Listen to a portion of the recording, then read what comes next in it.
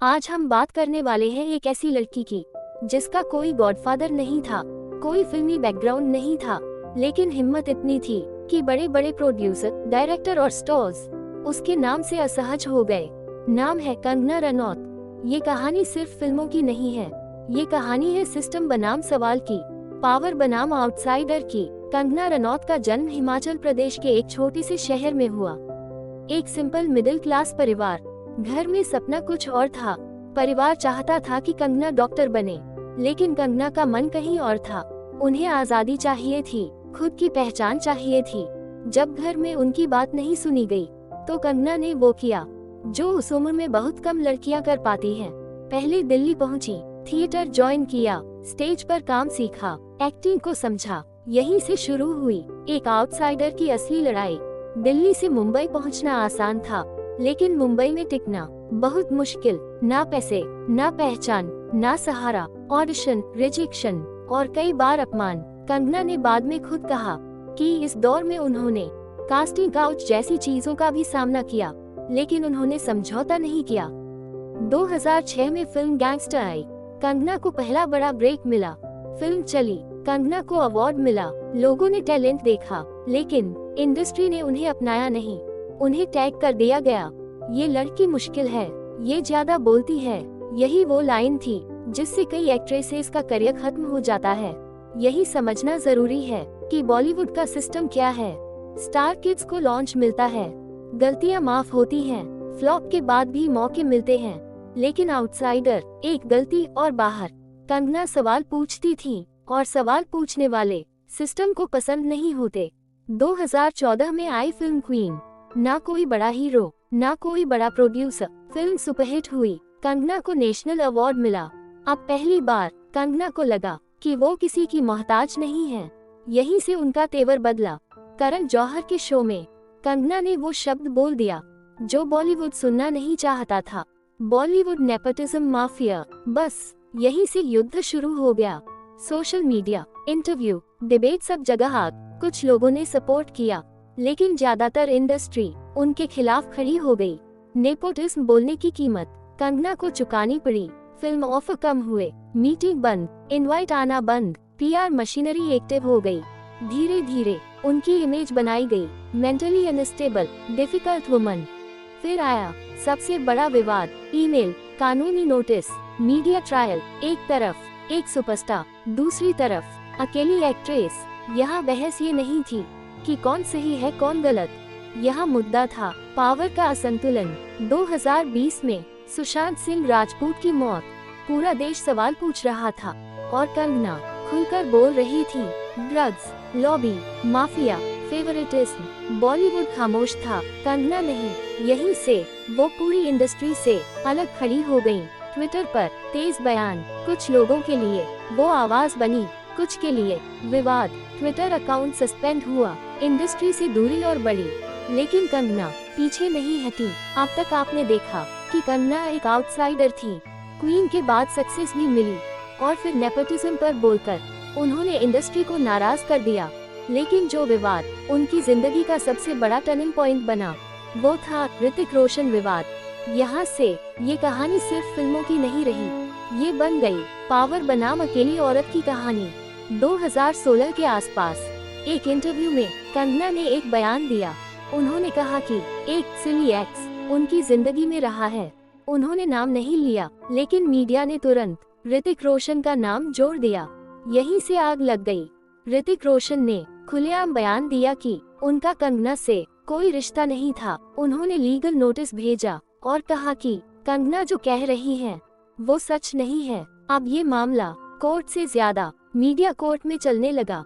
TV debates, headline, breaking news, हर जगह एक ही सवाल, कौन झूठ बोल रहा है, कौन पागल है, कौन सही है। लेकिन असली सवाल कोई नहीं पूछ रहा था, अगर कंगना गलत भी हो तो क्या एक औरत को इस तरह पब्लिकली तोड़ दिया जाना सही है।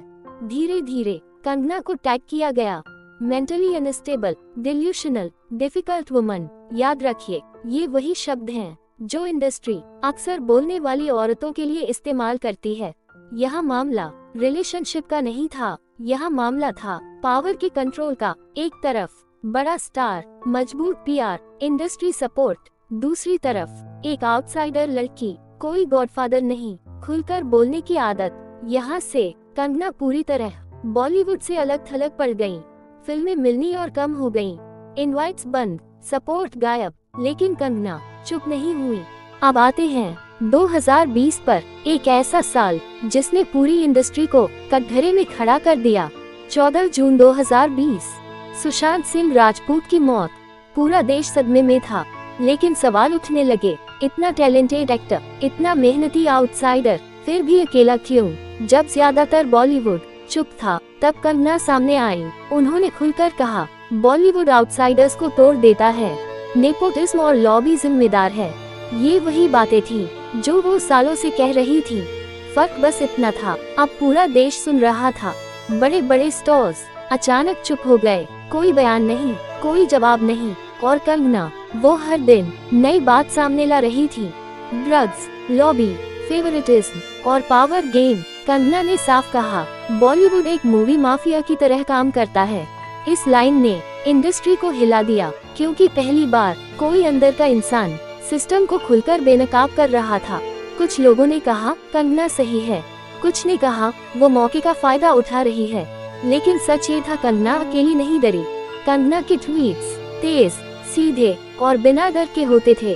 धीरे धीरे उनका ट्विटर अकाउंट सस्पेंड कर दिया गया। यह उनके लिए एक और झटका था, लेकिन वो रुकी नहीं। कंगना ने कहा, मुंबई मुझे पॉप जैसी लगती है।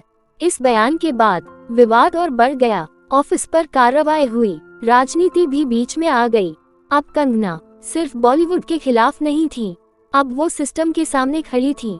इस पूरे पार्ट का मतलब ये समझना है, कंगना का मामला सिर्फ पर्सनल नहीं था, ये एक उदाहरण था कि सिस्टम बोलने वालों के साथ कैसा व्यवहार करता है। चाहे आप कंगना से सहमत हो या नहीं, लेकिन ये सच है, उन्होंने चुप रहना नहीं चुना। अब सवाल ये नहीं है कि कंगना सही थी या गलत, सवाल ये है क्या बॉलीवुड सवाल सुनने के लिए तैयार है। और शायद यही सवाल इस लड़ाई का असली कारण है।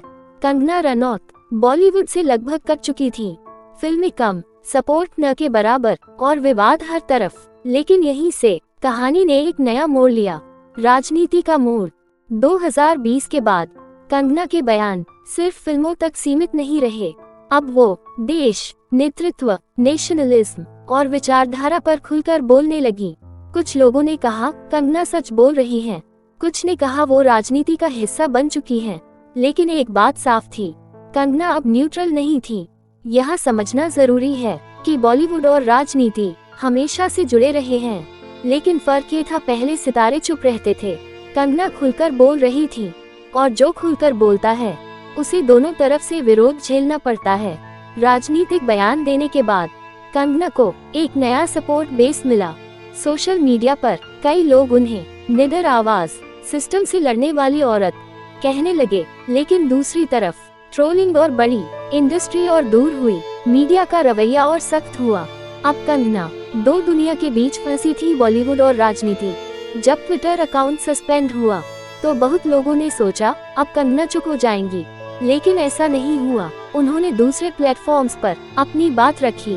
ये दिखाता है कि कंगना के लिए मुद्दा प्लेटफॉर्म नहीं, आवाज था। अब सवाल उठता है, उंगली से दाहिनी और इशारा। इतने विवादों के बाद कंगना का फिल्मी करियर कहाँ खड़ा है?